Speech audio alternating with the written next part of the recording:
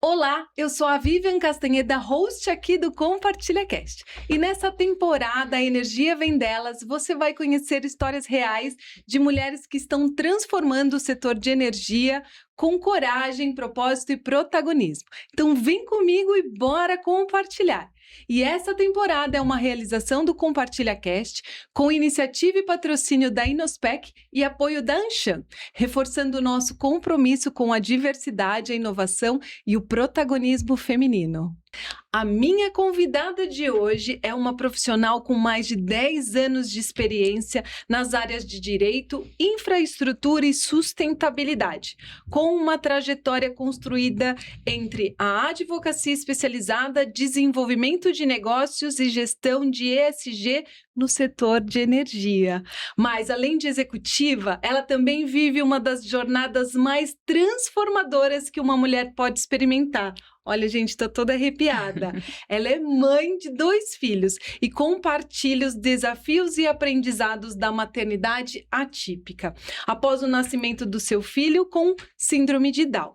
Uma história que une propósito, liderança e resiliência à humanidade. Seja muito bem-vinda ao Compartilha Cast. Ju, que eu vou chamar você de Ju, que já virou a minha amiga aqui, de tanto que a gente se fala nos bastidores. Vivi, super obrigada pelo convite, a Inospec também, é um prazer enorme estar aqui, de certa forma, com tantas mulheres que são potência do nosso setor, então eu estou muito feliz de estar aqui com vocês. A gente está muito feliz de ter você, ainda mais quando você traz a sua fala, né, que você hoje, além dessa executiva maravilhosa que você ao longo da sua carreira se transformou, você também vive uma das jornadas mais transformadoras. A gente vai falar sobre isso ao longo da nossa entrevista, mas eu quero começar te perguntando como que tudo começou, né? De onde que nasceu a paixão pelo direito e em que momento da sua trajetória você percebeu que queria direcionar sua carreira para infraestrutura, sustentabilidade e estar no setor de energia? Olha, Vivi, acho que não foi de uma forma nada convencional, porque eu comecei prestando medicina, eu achava que por ter boas notas eu deveria prestar o que fosse mais difícil e fui tentar medicina. Eu passei um curso da USP que é obstetrícia, é um curso voltado para a saúde da mulher, era a minha segunda opção ali, medicina a primeira e obstetrícia a segunda. E aí, quando eu entrei no curso, eu vi que não era nada daquilo que eu esperava e me deu um desespero, assim. Na minha família, eu fui a primeira pessoa a sair de casa para fazer faculdade. Então, eu fui a primeira a enfrentar esse mundão aqui, os desafios que a gente tem nessa jornada. E na minha família é muito comum que todo mundo ainda até hoje ache que o concurso público é a solução. Então, o concurso público te dá estabilidade financeira e emocional. Então, que curso que a gente pode, né, olhar que pode nos trazer a oportunidade de mais concursos públicos? Então, eu fui para o direito. Então, eu acabo dizendo que eu caí ali, porque eu estava no meio do ano letivo ali na USP, sabendo que eu não queria continuar o curso, não dava mais para entrar em cursinho, estudar para vestibular. Então, minha família tem uma origem muito humilde, então eu falei, puxa, para onde eu vou, assim, eu não consigo passar numa pública, talvez, porque estudar tudo de novo, ir para uma privada, a gente não tem essa grana, né, para arcar com esse custo, então prestei ali o Enem, que ainda dava tempo, e aí eu consegui uma bolsa no ProUni. Então, desde sempre, eu tenho as políticas públicas dentro de mim como algo muito essencial, né? Seja para inclusão dentro da educação, seja para inclusão em serviços públicos. Então, o meu amor da energia, da infraestrutura, vem muito desse lugar de pertencimento mesmo, de ter estado nesse lugar, né? Então, fui fazer direito, advoguei ali, fiquei em escritório de advocacia por uns 7, 8 anos. Mas eu via que eu queria estar ali na operação, eu sou muito comunicativa, eu gosto muito de falar e de fazer. E acaba que no direito a gente fica um pouco mais resguardado ali nos nossos limites, né, de atuação. Então, fui para a operação. Em uma empresa, eu advogava para concessionárias de rodovia, para energia, para o lado bem infraestrutura. E daí eu falei, puxa, eu quero mesmo conhecer a operação. Eu fui conhecer a operação. no jurídico ainda, e daí fui convidada para ir para novos negócios, justamente por esse olhar de eu quero, muito curiosa, muito querendo aprender, e aí, naquele momento eu queria fazer engenharia, e meu então chefe falava, não, você já trabalha como engenheira, não vamos desperdiçar esse potencial. Eu falava, mas eu quero, eu como mulher preciso me educar, eu preciso ter um diploma, eu preciso... Então... Me sentir, né? Exato, e esse pertencimento Sim. também nesse lugar acadêmico, né? Acho que eu não podia, muitas vezes eu estava ali do lado da operação, da concessionária, atuando pela concessionária, perante o governo, né? Eu ia muito para Brasília, eu tinha muitas viagens, era bem interessante essa parte de desenvolvimento de negócios. Eu, como única mulher, eu falava, puxa, mas a primeira coisa que me falam é, mas você não é engenheira, né? E eu trabalhava desenvolvendo projetos, então era muito comum que eu falasse sobre projetos de viabilidade, seja econômico-financeira, seja engenharia. E aí eu sempre me sentia, poxa, será que eu tenho que fazer engenharia para cumprir isso? Será que eu tenho que fazer engenharia para cumprir isso? A síndrome da impostora batendo ali, né? Com certeza, com certeza. Mas eu me encontrei, assim, acho que dentro do desenvolvimento de negócios, e daí primeiro infraestrutura, né? Sempre olhando ali para o lado de energia, e depois em sustentabilidade, olhando muito... para projetos em específico em que a gente possa fazer a diferença, seja em descarbonização, seja de impacto social. Então, para mim foi um mundão, assim, que foi acontecendo, né? Acho que se eu tivesse... A gente é muito novo para escolher o que a gente vai fazer para a vida inteira. Então, lá atrás eu achava... Tiro boas notas, vou para medicina.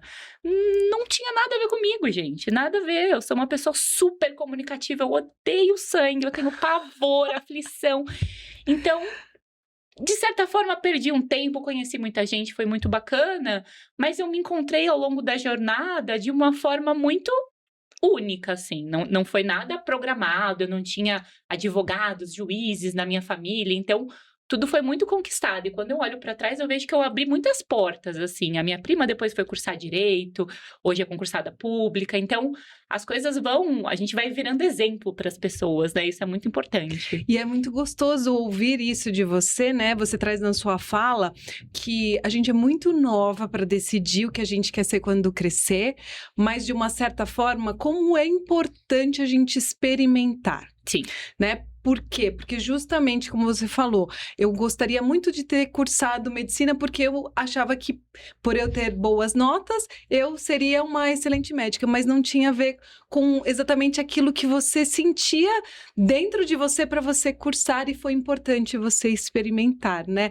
Que eu acredito que hoje, pela facilidade que temos de conhecer mais rápido tudo que existe de oportunidades, como a gente consegue hoje experimentar diferente do que foi na época que você teve que ir lá, ficar cursando até você descobrir, mas que foi muito importante todo esse processo, né, Ju? E hoje você trabalha atuando já com SG e sustentabilidade, que você foi desenvolvendo dentro do seu processo, depois que você se encontrou aí na sua hoje profissão, né? E hoje a gente ouve muitos os termos, mas poucas pessoas conseguem entender o real motivo deles, o que eles significam, né? Na prática, já que você hoje já está diretamente atuando dentro desse setor e você já viveu todo esse processo, como que a gente pode explicar para as pessoas como que o ESG pode transformar as empresas e principalmente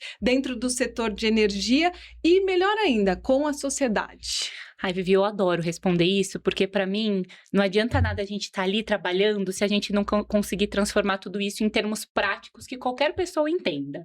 Então eu vim com a missão aqui de, quando a minha avó assistir esse podcast, ela vai entender absolutamente tudo que eu tô falando, sem as siglas em inglês, sem muitas coisas robustas que na prática dificulta ali o acesso, né? Então, o ESG nada mais é do que a gestão de risco de uma companhia, né? Então, a gente há uns 4, 5 anos atrás, ali no pós-pandemia, veio com um jargão que estourou e as coisas veio como magia, ESG vai resolver tudo. Como tudo no mundo, não é bem assim, né? A gente tem um meio termo. E aí, o ESG nada mais é do que ambiental, social e governança, né? Um acrônimo das palavras em inglês para essas 3 casinhas. E aí eu gosto de trazer muito na prática o que isso significa.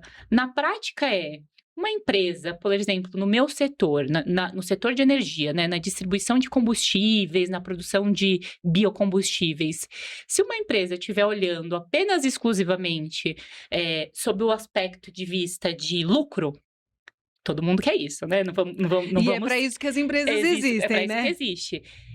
Fica muito restrito ali. Então, o que vem essa ótica ESG? Ela vem para te mostrar o seu lucro pode ser melhor se você precificar melhor o seu produto, olhando os aspectos ambientais, sociais e de governança. Como? Um exemplo que eu gosto muito. Quando a gente olha para o biocombustível no Brasil, a gente já sabe que as mudanças climáticas elas são reais. Ninguém tem nenhuma dúvida de que está acontecendo, de alagamentos, de enchentes, de incêndios. Então, a gente não tem dúvidas de tudo isso. Mas é muito difícil enxergar o nosso papel como sociedade, o que a gente ali dentro da nossa casa pode fazer para mudar. Então, eu gosto muito desse exemplo. A gente vai demorar anos para substituir o fóssil pelo renovável, seja porque não existe infraestrutura, não existe disponibilidade de recursos ou de matéria-prima em determinados países. A gente, como Brasil, a gente tem muita sorte, né, de ter uma matriz elétrica renovável, de ter biomassa, de conseguir exportar, por exemplo, muito biocombustível, seja da cana-de-açúcar, seja do milho. E aí, quando a gente olha tudo isso, a gente pode, com pequenas coisas, pequenas atitudes ir mudando ali, né? Então, quando eu faço a substituição da gasolina pelo etanol, puxa, já tem uma redução super significativa, né, de emissões. Isso é impactante. Então, é algo que parece muito pequeno. Às vezes, uma vez eu abasteço com gasolina, uma vez eu abasteço com etanol.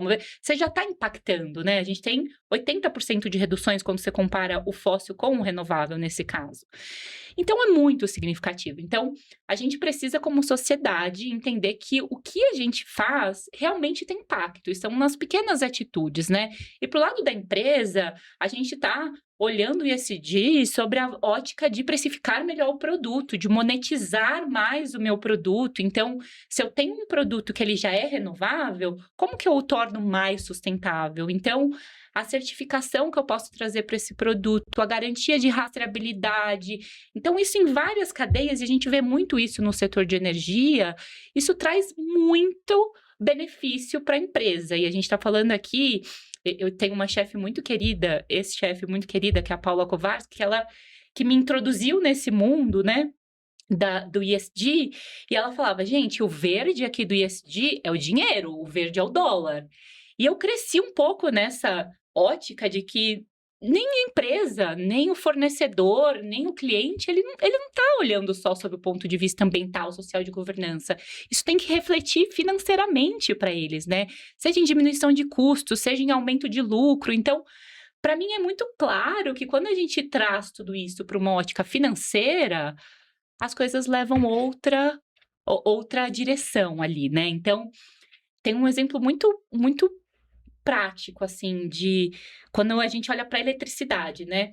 Eu estava conversando até aqui com a Inospec, o que eu vou trazer de novidade, porque todo mundo veio aqui e falou, nossa matriz elétrica brasileira é 100% renovável. O que isso significa? A gente produz energia que a gente acende a luz, vem de hidrelétrica. Então, a gente tem uma energia que é renovável, que é sustentável, que ela vem de uma fonte ali, que é muito menos emissora em termos de gases de efeito estufa do que outros países, né? Mas isso é uma realidade do Brasil, uma realidade que não se aplica às vezes à Europa, aos Estados Unidos. Então, cada país tem a sua realidade, por isso que quando a gente fala em transição energética, cada um tem uma força, né? A gente, como o Brasil, a gente tem muitas, a gente é potência de florestas, a gente é potência do agronegócio, a gente tem os biocombustíveis, mas quando a gente olha para a eletricidade propriamente dita, acho que o que a gente não olha é que as coisas precisam de um planejamento. Então, quando a gente passa no Brasil, né, alguns anos atrás,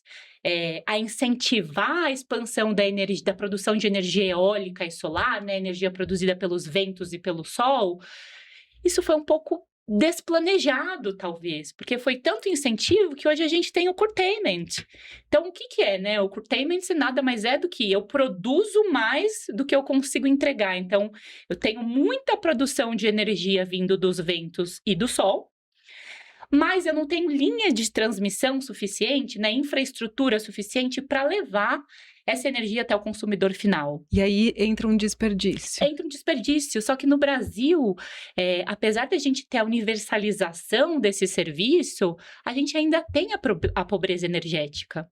Então, ainda existem pessoas que, apesar de ter acesso à energia elétrica, esse acesso não é adequado. E aí a gente está desperdiçando. Em termos numéricos, né? Eu gosto sempre de olhar pelo aspecto financeiro. Quando a gente vai para o aspecto financeiro, a gente está falando de 6 bilhões por ano de desperdício. Então, não é só o dinheiro, é o acesso adequado a esse serviço público que não chega por questões de planejamento. Incentivei muito a produção de energia, mas sem conciliar com a infraestrutura para recebimento dessa energia, né? E aí, o ESG dentro de uma empresa ajuda a entender e planejar melhor esse processo para que o desperdício diminua? Também, Vivi, eu gosto muito de olhar o ESG como a ótica de gestão de governança de risco. Então, se eu não estiver olhando, vamos, por exemplo, dos biocombustíveis, por exemplo, se eu não estiver olhando para onde o governo está olhando, para onde os clientes estão olhando, para onde os fornecedores estão olhando, isso tudo é ESG, né? Se eu não estiver olhando para tudo isso com a mesma ótica, talvez eu perca oportunidade no mercado. Então, recentemente, por exemplo, a gente teve o acréscimo da porcentagem de etanol obrigatória que tem que ir ali na gasolina, né? Isso é um super marco, porque aumenta a descarbonização, redução de emissões. Mas imagine que as empresas estão ali só produzindo biocombustíveis, sem conciliar com as políticas públicas, sem entender como que isso impacta diretamente numa empresa que ela é distribuidora de combustíveis e produtora de biocombustíveis. Então, a gente precisa sempre olhar tudo de uma forma muito integrada e transversal, né?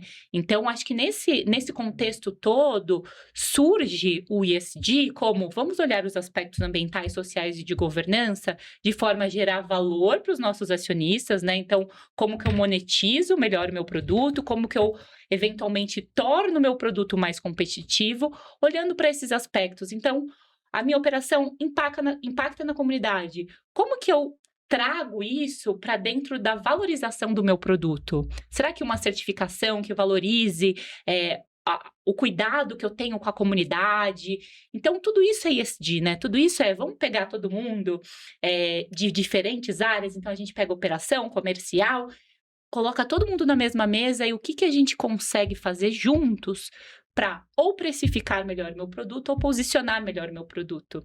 E aí todo mundo acaba se beneficiando desse processo. E a gente como sociedade, né, Vivi? Acho que o grande ponto é quando a gente olha para a energia, né, seja energia elétrica ou energia lato, né, a gente se beneficia como sociedade, né? Então, a gente está falando, quando a gente olha para o estado de São Paulo, por exemplo, a utilização de etanol nos últimos 20 anos, os estudos da CETESB, eles mostram que a gente teve uma redução muito significativa da poluição. Então, a qualidade do ar melhorou muito. Então, parece uma coisa muito pequena, de um setor em específico, o setor de energia, olhando ali para frota leve, mas não, a gente está falando de da algo população, que é para a sociedade. Eu estou falando, e ainda mais no ambiente que a gente está vivendo, com esses caos de veranico e ambientes tão descompensados em termos ambientais, a gente vê a importância dessas pequenas ações. E a gente, como Brasil, a gente é uma grande potência que começou na década de 70 a implementar a utilização de biocombustíveis, porque a gente tem isso como matéria-prima no Brasil. E a gente, então, precisa sempre melhor utilizar isso para que a gente consiga crescer ainda mais, né? Aumentar a nossa potência. Exatamente. E aí, com toda essa sua fala, Ju, eu queria que você pudesse nos ajudar, porque muitas pessoas gostariam de estar trabalhando no setor de energia, principalmente muitas mulheres, né? E você construiu aí a sua carreira em um ambiente altamente estratégico, como você explicou aqui pra gente, e fala lindamente tudo muito bem explicado, principalmente para quem não é desse setor, então isso é muito importante, mas ele ainda é um setor muito predominantemente masculino. O que foi essencial para você conquistar o seu espaço? Porque você traz aqui para gente uma potência, uma força, e você, por ser uma pessoa, uma mulher jovem, né? Diante de todo esse setor masculino que vem, né? Quais foram as mudanças que você acredita que ainda precisa acontecer e até mesmo para que você continue com essa potência, para você poder abrir mais espaços e continuar mostrando para o mercado essa força que você tem, né, e essa sua inteligência de entender melhor todo o processo, mas que principalmente, né, para que mais mulheres possam ocupar posições de liderança no setor igual você. Vivi, eu adoro responder isso também, a gente poderia ficar aqui falando horas. Mas quando a gente olha para a guerra dos sexos, né, eu gosto de dizer que não existe, dá pra gente olhar o copo meio cheio, olhar o copo meio vazio. Então a gente poderia falar tudo que falta, tudo que a gente lutou, tudo que a gente precisa construir, como sociedade estruturalmente mais machista, mais patriarcal. Então, existem muitas coisas que a gente precisa olhar para trás e mudar. Mas quando eu olho tudo que eu passei, então, começando ali há 15 anos atrás, no direito, como estagiária, eu vejo tantas mudanças. E aí as mudanças, elas não são das mulheres, porque a gente sempre esteve ali mostrando tecnicamente que a gente é competente e bem posicionada para estar em tais lugares de liderança, mas eu vejo uma mudança muito significativa dos homens. E eu acho que isso faz muita diferença. Eu acho que as empresas hoje em dia estão trabalhando mais numa gestão dessa cultura empresarial de forma que isso torne natural. O meu desejo é que no futuro a nossa conversa aqui seja pura e simplesmente técnica, que a gente não precise falar da inclusão das mulheres no mercado de trabalho, porque isso é natural. As mulheres ocupando lugares de liderança é 50%, 50% naturalmente. A gente tem mulheres muito competentes, homens muito competentes, então vamos discutir tecnicamente, né? Então, isso é algo que eu fui mudando ao longo da carreira, tá? Porque a infraestrutura ainda é um pouco mais difícil que a energia, assim, em termos de um setor predominantemente masculino. Então, normalmente eu era a única mulher em uma reunião, normalmente eu era a única mulher ali no chão de fábrica. Então, isso é bem difícil, isso é bem complicado. Mas eu sempre procurei olhar como que eu me posiciono? Então, eu vou ser a melhor tecnicamente aqui. Isso também nos traz um problema, né? Que a mulher tem que ser sempre muito boa, sempre melhor. Então, como que eu vou estar sempre muito segura do que eu tô falando? Então, eu construí ali uma armadura que a gente fala, né? De responder como os homens, fazer como os homens. Então, eu era muito cortada, assim. Tava falando numa reunião, meu chefe homem me interrompeu, eu falei, acabou isso, eu vou interromper também. E eu cresci fazendo isso, né?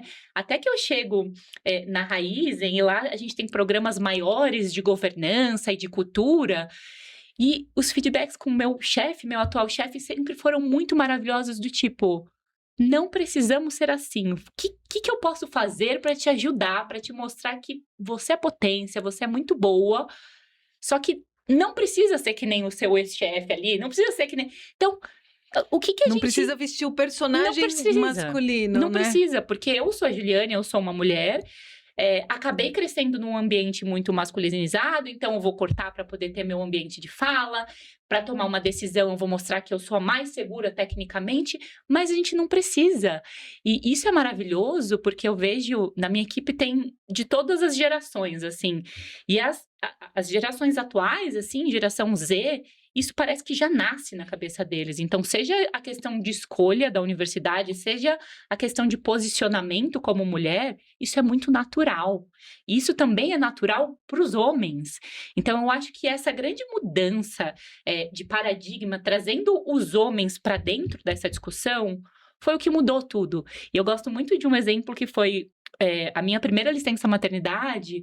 O meu chefe falou, eu não sei como fazer, a gente tem vários cursos de liderança, a gente aprendeu muita coisa, mas você é a minha primeira gestante no time. Então, a gente vai ter que aprender juntos. O que que eu faço? Então, é um momento de muito hormônio, muito... Então, a troca era muito fundamental. Então, eu vejo que isso faz muita diferença. Tá todo mundo aprendendo e a gente tem humildade de juntos chegar e falar, eu tô aprendendo, eu não sei o que eu tenho que fazer. Me ajuda? Me dá a mão.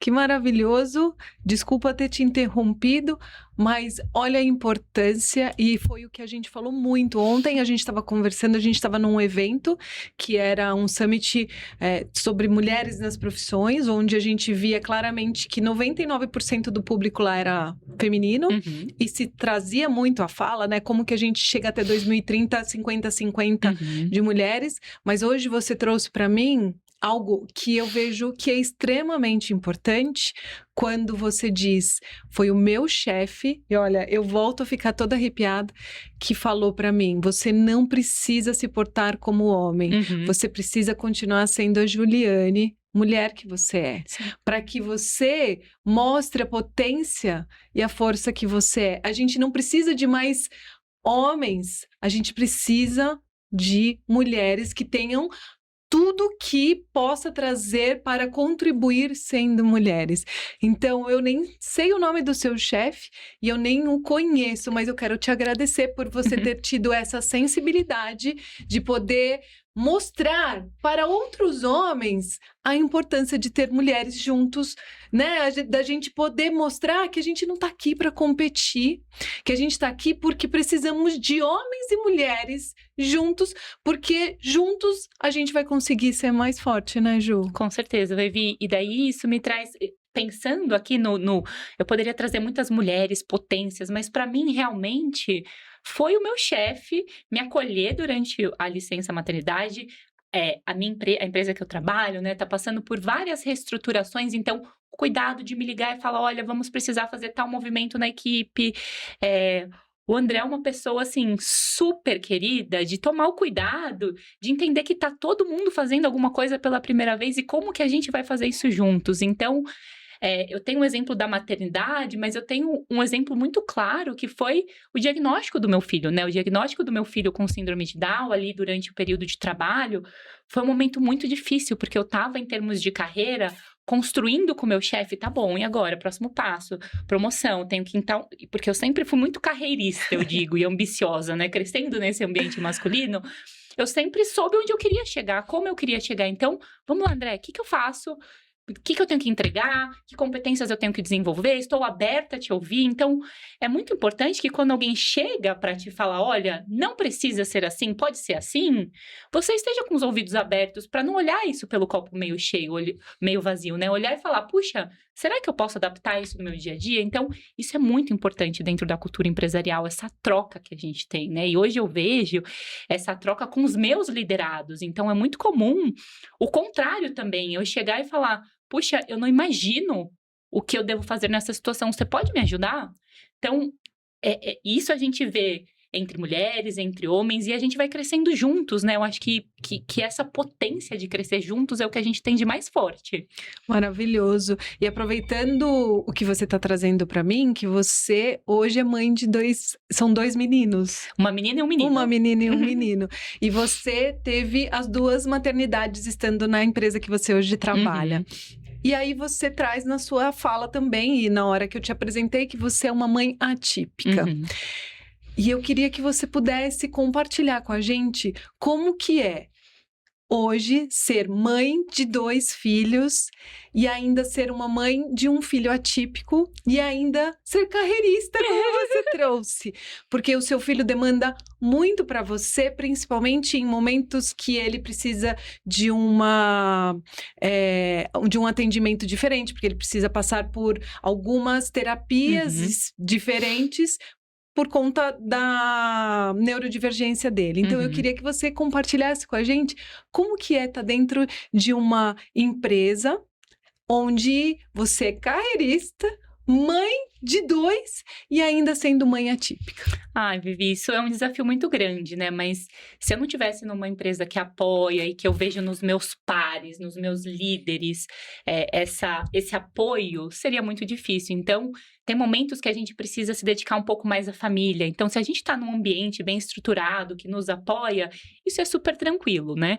Mas o grande ponto para mim mesmo é a divisão, né? Eu acho que nós, como mulheres, temos ali o terceiro turno, aquela coisa um pouco mais onerosa para a mulher, mas desde o início eu sentei com meu marido e falei: olha, é muito importante para minha saúde mental, a minha carreira, eu preciso continuar. E eu também quero ser mãe, então como que a gente divide? Então, a gente tem uma gestão de mais de 10 profissionais, 3 fisioterapeutas, terapeuta ocupacional, fonoaudióloga. Então, é uma gestão muito grande que a gente precisa fazer as coisas acontecerem. E se a gente divide, que é o que acontece com a gente em casa, a gente consegue fazer de uma forma que os dois continuem crescendo na carreira. Então, eu encontro um apoio muito grande dentro de casa para continuar sendo carreirista, porque se eu não fosse, eu não teria a minha saúde mental totalmente estabilizada se eu não continuar sendo a Juliane que eu sempre fui, porque eu preciso ser mãe, mas eu também preciso ser a profissional que eu sempre fui, continuar crescendo, continuar aprendendo.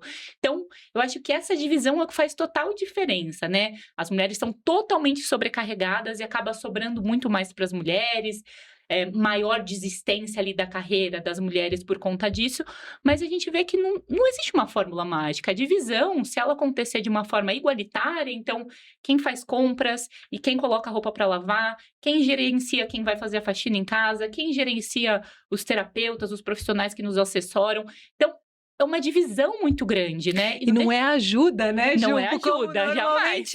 Eu escuto muitas mulheres falando: ai, o meu marido ajuda. Não, é uma divisão de responsabilidade. Sim, uma divisão e que se ela acontece de uma forma igualitária, a mulher e o homem conseguem prosperar na carreira ali. Então, é muito difícil a maternidade atípica, acho que principalmente porque a gente, como mulher, a gente se cobra muito, a gente quer acompanhar, a gente quer estar ali, e às vezes é escolher entre uma reunião ou uma consulta, então eu falo pro meu marido: vai você que eu não vou conseguir, prefiro estar nessa reunião. Então, abrir mão de tudo isso também é muito difícil, porque muitas vezes as pessoas olham como: poxa, você é mãe, você deveria estar lá, mas para eu ser a mãe completa que eu quero ser para o meu filho, eu preciso ser a profissional que eu sempre fui. Então, isso é muito delicado, muito difícil de organizar, mas me trouxe muita noção ainda maior de organização, de planejamento, de prioridade. Então, tudo é prioridade dentro de uma empresa, às vezes. E quando a gente vai para a maternidade atípica, puxa, o que realmente é prioridade? Então, até o seu jeito de conversar com colegas tá bom, você está me trazendo 3 pedidos. Um deles só é prioridade, não são os 3. Então, a gente vai... Porque prioridade não tem S, né, Ju? Não. Prioridade é só uma. Muito bom, Vivi. Mas eu acho que é um pouco disso. A maternidade atípica, ela te consome tanto que a gente precisa de muita organização se a gente quer continuar a carreira, quer continuar mantendo o que a gente teve de crescimento ali ao longo da vida, né? E Ju, eu gosto muito da sua fala, onde você fala assim, onde você expõe pra gente um pouco da sua história, dizendo: era prioridade para mim ser mãe, mas para mim também ter uma saúde mental. Eu preciso também ter a minha carreira. E o quanto muitas vezes a gente negligencia o autocuidado, onde a culpa, a cobrança, o que a sociedade fala, o meu chefe, e eu vou estar sempre ouvindo só o outro e estou me deixando de lado. Então, o que eu entendo, lógico que não existe algo pronto, né? Uma cartilha onde mas a importância desse autoconhecimento e desse autocuidado para que você possa, então, gerir todos os pratinhos que você tem aí, né, Ju? Sim, eu acho que principalmente a gente olhar com muito carinho para nossa história, né? Com muito carinho para nossa trajetória e com muito respeito.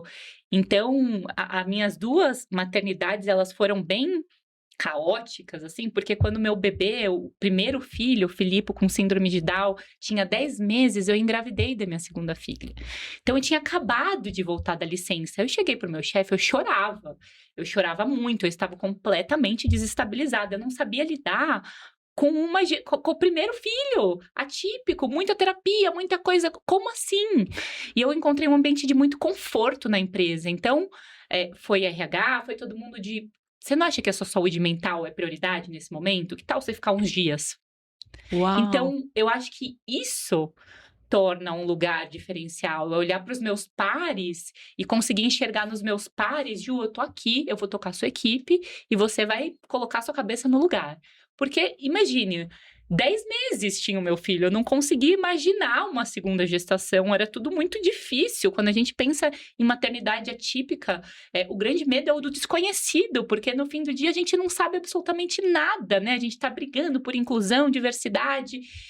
Então, acho que esse ambiente de acolhimento, esse lugar de você olhar para suas pares. Eu lembro que quando eu tive o diagnóstico do Filipe, a gente estava em um evento de sustentabilidade, que a gente tinha uma palestra, e a minha par sabia ali, a Isadora, que viria o diagnóstico em algum momento, que eu estava esperando o resultado de exame. E aí eu saí completamente desesperada, porque minha médica me ligou, e ela só veio e me abraçou.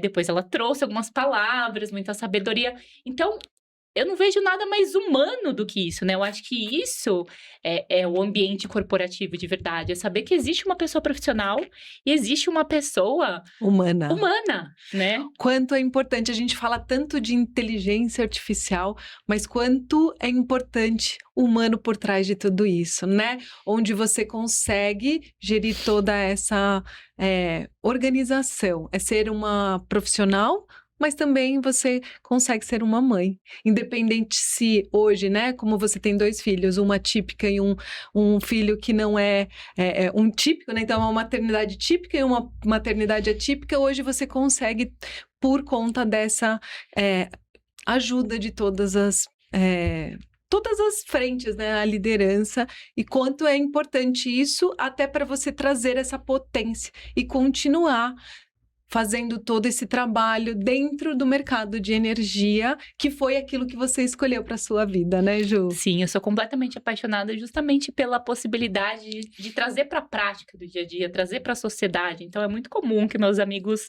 que a gente comece o final de semana, falam, mas por que você não coloca etanol? Poxa vida, olha o que está acontecendo, incêndio lá na Europa, alagamento aqui, por que você está fazendo de efetivo para mudar, né? Então, eu gosto muito dessas pequenas coisas que a gente consegue fazer e que a gente consegue acrescentar na vida das pessoas, seja dos nossos familiares, das pessoas que a gente trabalha. Então, eu acho que é bem delicado, assim, quando a gente olha para o ESG, parece um bicho de 7 cabeças, um jargão super obuscado, que o mercado financeiro trouxe uma ótica um pouco diferente, mas ele é o nosso dia a dia, né? A gente faz todos os dias, seja a gente como profissional, a gente como família ali, né? Pelo nosso lado humano. Então, eu sou bem apaixonada por esse setor. Comecei essa paixão, na verdade, quando estava em infraestrutura, que eu olhava a infraestrutura portuária e estava muito ali, visitava muitos tanques e aí muito combustíveis líquidos ali, né? Os líquidos, e aí eu me apaixonava, eu sou apaixonada por infraestrutura, assim. Quando eu advogava, eu amava saber das questões técnicas de engenharia e por que no contrato de concessão é dessa forma e não é dessa. Então, tudo isso sempre me instigou muito. E quando a gente traz isso para o nosso dia a dia e vê que na prática isso se aplica a gente como cidadão dentro da sociedade, eu acho que isso fica muito mais pautável e muito mais fácil da gente entender que a nossa contribuição é direta ali. É direta, com certeza. Então, a gente pode dizer que sim, graças a todo esse movimento, a gente pode confirmar que a energia vem delas, porque essa potência que você está trazendo, se não fosse essa energia, a gente com certeza nem entenderia essas 3 letrinhas que você soube nos traduzir tão facilmente, né, Ju? E eu ficaria aqui, de verdade, acho que a tarde inteira, porque assunto não faltaria pra gente aqui, né? E ainda mais sentindo de você essa energia e essa vontade. Eu falo, poxa, até eu tô querendo trabalhar no mercado de energia nesse setor, porque eu com certeza vou adorar trabalhar com a Ju com essa força que você tá trazendo. Mas como a gente tem aí o nosso tempo. Então, eu vou já te indo para o final, né? Fazendo uma última pergunta, para que você possa, de tudo isso que a gente falou, trazer uma mensagem, porque vão ter muitas mulheres assistindo, afinal de contas, essa temporada, que é uma realização da Inospec com esse objetivo de mostrar que a energia, sim, vem delas. Se a gente precisasse, né, escolher em construir uma carreira, né, ou dedicar-se à família, ou principalmente quem enfrenta esses desafios da maternidade atípica, mais uma pessoa que, como você, adora trabalhar, e como você falou, eu sou carreirista, eu quero... o meu objetivo, talvez, não sei, né, talvez chegar num CEO de uma empresa, né? Então, queria que você compartilhasse uma mensagem final para todas as mulheres e principalmente os homens, né, que nos acompanham aqui nessa temporada, Ju. Vivi, eu acho que a gente está fazendo um ótimo trabalho como sociedade, estamos caminhando junto, mulheres e homens, a gente está mudando, isso é muito importante, né? A gente sempre olhar e falar, poxa, mas será que estamos no caminho certo? Será que essa atitude é correta? Então, eu não acredito que exista um binômio, uma escolha entre profissional e família, né? Porque tem momentos que você precisa se dedicar mais a um projeto dentro da empresa, e tá tudo bem, porque você tem o apoio da sua família para fazer isso, você sabe que os seus filhos estão bem cuidados com seu marido. E tem momentos que é o contrário, a gente precisa dar mais apoio dentro de casa, os nossos filhos precisam mais da gente, e aí entra o papel da empresa dando esse apoio, entendendo que você como profissional, né, você é vulnerável. Você tem momentos realmente que precisa se dedicar mais para a família. Então, eu acho que a grande mensagem para mim é que a gente consiga entender que cada ser humano é único. E quando a gente tem um apoio, seja dentro de casa ou dentro das empresas, as coisas ficam muito mais fáceis. E hoje eu encontro esse apoio e olhando para trás, eu vejo muitos homens apoiando porque eles conseguem reconhecer esse ambiente de exaustão da mulher, um ambiente que é mais difícil, que é predominantemente masculino. Então, quando a gente olha tudo isso, a gente vê que é a união de pessoas. Então, sozinhos a gente nunca vai conseguir, mas quando a gente pega o nosso chefe homem, o nosso liderado homem, o nosso marido, a gente está cercada por homens. E como a gente usa tudo isso para ser potência, para nos ajudar a subir, né? Então, a gente sobe mostrando para as mulheres como que faz, mostrando, a gente só está aqui hoje porque muitas mulheres abriram caminhos para nós nesse setor, mas isso para mim é muito marcante, que é o que a gente é de exemplo para as mulheres, né? Então, muitas vezes eu recebo uma ligação, você até mencionou do LinkedIn, que foi difícil conversar e tal, porque eu faço questão de responder todo mundo no LinkedIn, porque eu faço questão de, principalmente as mulheres que querem se recolocar, fazer uma transição, eu faço questão de ir lá e falar, poxa, vamos por esse caminho, tenta por esse caminho, vamos marcar um café, porque a gente só vai conseguir juntos, e a gente tá abrindo portas, tem alguém olhando lá atrás e falando, nossa, olha aquela atitude daquela mulher, eu acho que eu quero ser essa pessoa. Então, acho que o exemplo, ele é dentro de casa e ele é dentro do ambiente corporativo, não só para os seus liderados, para os seus pares, para os seus líderes. Então, ao longo da minha carreira, eu vi que ser um exemplo é algo muito importante como mulher. Então, a mensagem que eu deixo é sempre de ser um bom exemplo, não desistir. O caminho é muito árduo, é muito difícil, tem muitas pedras, mas a gente encontra energia, a gente encontra o que gosta de fazer. Então, é isso, é não desistir, ser exemplo sempre para você e para sua família. Gratidão, Ju, muito obrigada por você ter aceitado estar com a gente nessa temporada Energia Vem Delas, que é uma iniciativa e realização da Inospec com o apoio da Anshan, e a gente está aqui pelo CompartilhaCast compartilhando histórias reais para inspirar outras histórias. Então, Ju, muito obrigada por você estar aqui dando a sua voz, mostrando, compartilhando um pouquinho da sua história para inspirar outras histórias. Então, eu agradeço por mais esse episódio e até o próximo. Tchau, tchau!